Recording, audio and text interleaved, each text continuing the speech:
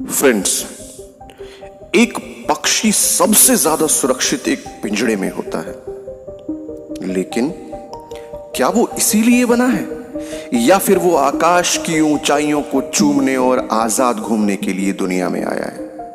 फैसला आपका है। आप पिंजड़े का पंछी बनना चाहते हैं या खुले आकाश का? जहां तक दुनिया के सफल लोगों का सवाल है, वे रिस्क लेते हैं। अगर आप नहीं लेते हो तो हो सकता है आज आप बिल्कुल सुरक्षित हो, आपके शरीर पर एक भी घाव ना हो, लेकिन जब आप अपने भीतर झांकोगे तो आपको अपने अंदर जरूर कुछ ऐसे जख्म दिख जाएंगे जो आपके द्वारा अपने सपनों के लिए कोई प्रयास ना करने के कारण आज भी हरे होंगे। दोस्तों, हम सबकी जिंदगी में कभी ना कभी ऐसे मोड़ आते हैं जब जमी हुई नदी के रूप में कोई बड़ी बाधा या चैलेंज हमारे सामने आ जाता है और ऐसे में हमें कोई निश्चय करना होता है। तब क्या हम खतरा उठाने का निश्चय लेते हैं और तमाम मुश्किलों, डर और असफलता के भय के बावजूद नदी को पार कर जाते हैं, या हम सेफ रहने के लिए वहीं खड़े रह जाते हैं जहां हम सालों से खड़े थे?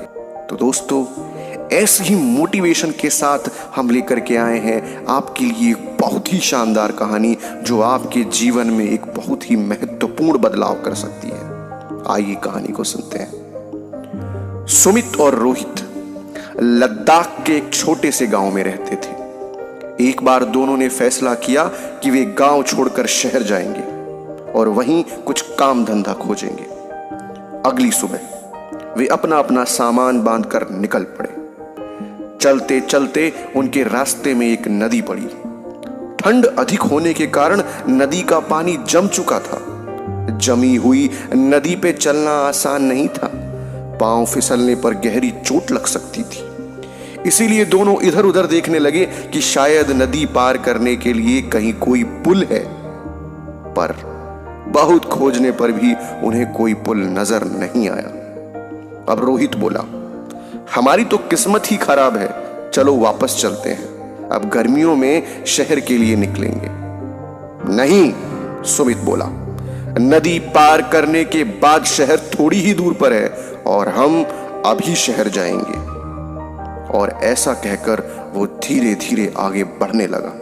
अरे ये क्या कर रहे हो? पागल हो गए हो क्या? तुम गिर जाओगे, रोहित चिल्लाते हुए बोल ही रहा था कि सुमित पैर फिसलने के कारण गिर पड़ा।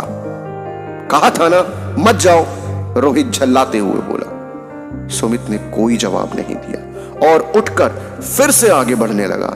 1, 2, 3, 4 और 5वें कदम पर वो फिर से गिर पड़ा।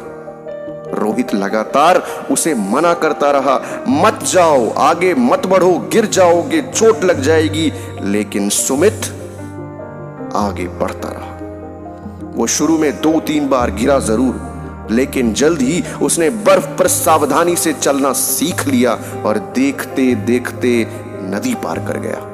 दूसरी तरफ पहुंचकर सुमित बोला, देखा, मैंने नदी पार कर ली और अब तुम्हारी बारी है। नहीं नहीं नहीं, मैं यहीं पर सुरक्षित हूं। लेकिन तुमने तो शहर जाने का निश्चय किया था। मैं ये नहीं कर सकता।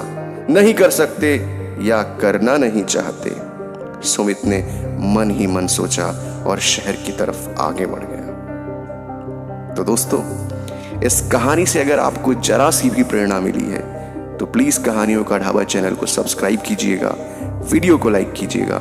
हम आपके लिए ऐसी ही शानदार कहानियां सदैव लाते रहेंगे। धन्यवाद।